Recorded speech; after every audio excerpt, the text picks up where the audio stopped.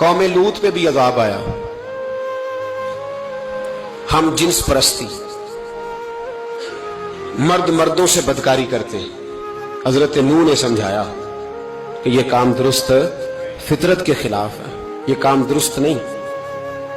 जब इंसान ये काम करता है तो जमीन और आसमान कांपते हैं। अब मैं कैसे खोल के बताऊं, मेरे पास आदादो शुमार है कि पाकिस्तान के अंदर इस काम की कैफियत क्या है और किस तरह करके लोग, मैं तो रोना रोता रहता हूं दाढ़ी का।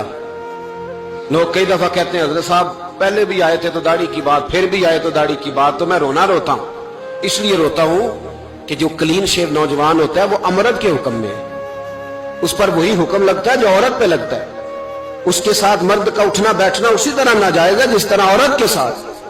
हजरत जुनैद बगदादी रहमतुल्लाह ताला अलैह के सामने एक शख्स ने कहा वो कितना खूबसूरत नौजवान जा रहा है, तो आप फरमाने लगे तू तो हाफिज़ कुरान नहीं। कहा हाँ। फरमाने लगे जा अपने हिफज की खैर मना।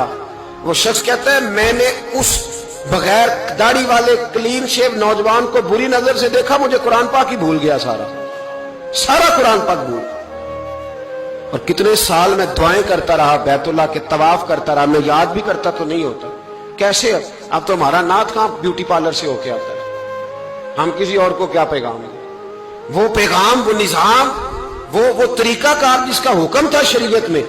मैंने गुजरांवाला की सड़कों पे बच्चों को, नौजवानों को जो तमाशे करते सरेआम देखा है तो मुझे डर लगता है।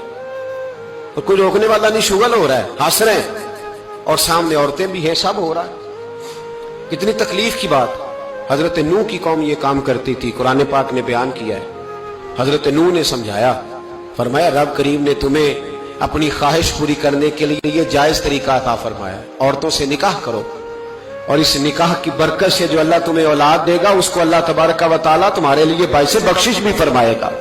लेकिन जब कौम न मानी तो जो कौम में लूत का अमल करे उसका इलाज कुरान ने बयान फरमाया कि आसमान से पत्थर बरसेंगे। फिर पत्थर बरसे और जिनके बड़े बड़े अच्छे दिमाग थे उनके दिमाग चकनाचूर कर दिए गए, तबाह कर दिए गए, उनके दिमाग जमीन पर बिछाड़ दिया गया। अल्लाह मोहलत देता है, लेकिन इसका मतलब ये नहीं कि इंसान तौबा ही न करे।